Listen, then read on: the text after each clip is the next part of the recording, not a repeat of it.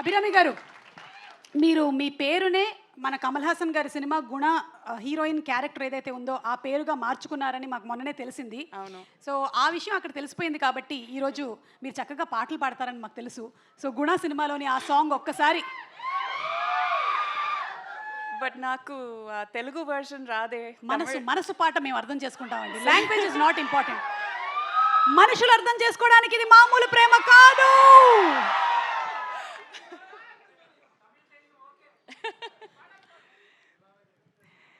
கண்மணி அன்போடு காதலன் நான் எழுதும் கடிதமே,